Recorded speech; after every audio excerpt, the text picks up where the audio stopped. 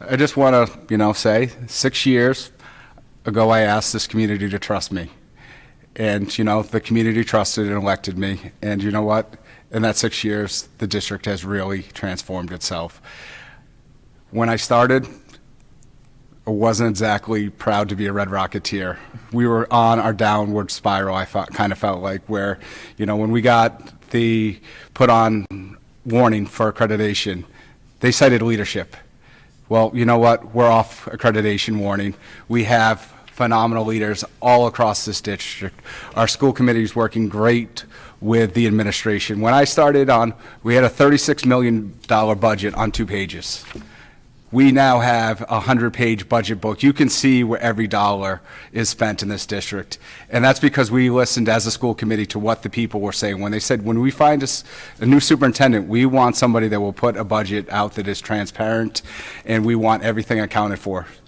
And we went out and we searched and found the best available superintendent that was there, and he produced a budget that we all are proud of. So, I mean, it's those big changes that have happened in the 6 years. We went from 2 pages of a budget to 100. It's probably even longer. I'm just rounding it off, but I'm telling you that we've made great strides. COVID slowed us down a little bit. We were in the middle of revamping our whole curriculum. Unfortunately, we had to dial it back. But when we dialed it back, we also made a great decision by getting a Chromebook into every single kid's hand before the pandemic. If we didn't have those, we would have been like other districts, scrambling and overpaying for Chromebooks, which would cost the taxpayers a lot of money. But we had the foresight to know that once we had the money in hand, that computers were the way of the future, and we started educating our students for the future. So I think if you look at my track record over 6 years, the district has got nothing but better. And if I have another 3 years, my last 3 years, that it will continue that upward trajectory. And I just want to thank everyone once again, and have a great night. Thank you. I realize I'm not the world's greatest extemporaneous speaker. But I do hope people realize that my ears are always open. I maintain a very open policy in regards to that. And there have been times, both in public meetings and in private negotiations, that I've occasionally stood alone, and sometimes I was successful in convincing my colleagues, and sometimes I was not.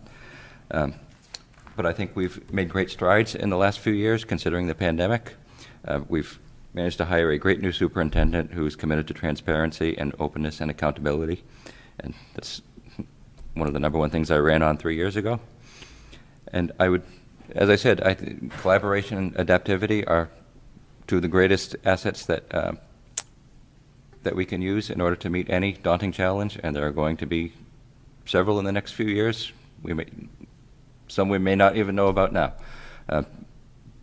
But I think having been here the last few years, having that experience will help us meet those challenges and face them head on and continue to make great strides and thrive. I want to thank the residents of our great town, North Attleboro.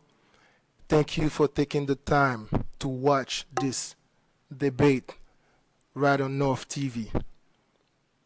We are here talking about the future of your children. We're talking about the school system. This is a serious time.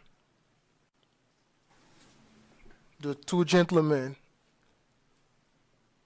public servant on my left, are currently serving on the school committee.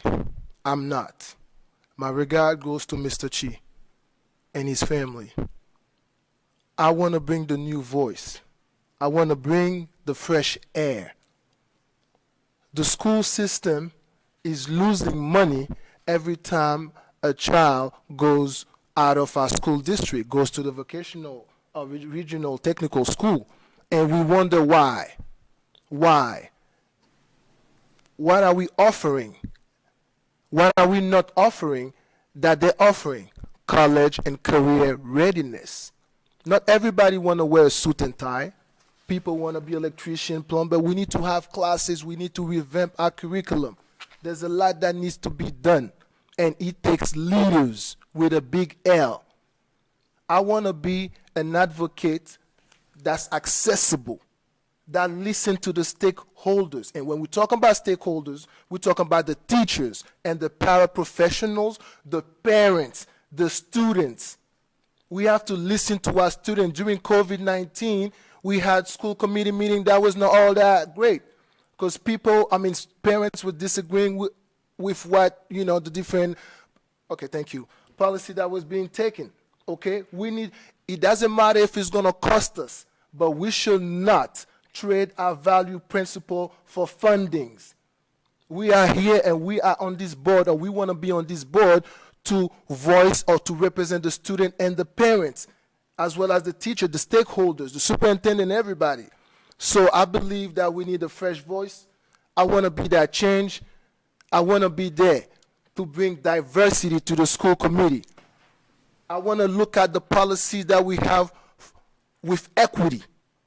Equity for all with a big A. Thank you.